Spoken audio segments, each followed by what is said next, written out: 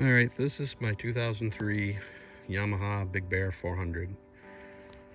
And one of the minor issues with it is the hitch. There's no receiver hitch. But you can see there, I added one.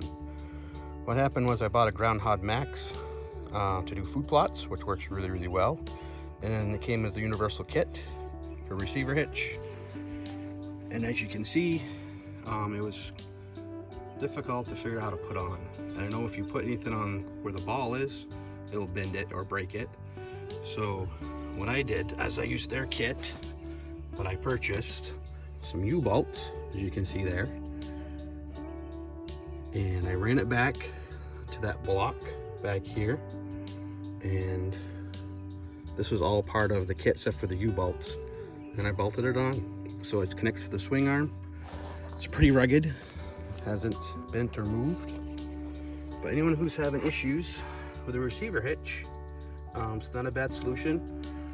Really all I had to do was drill one hole and purchase the U-bolts with a plate.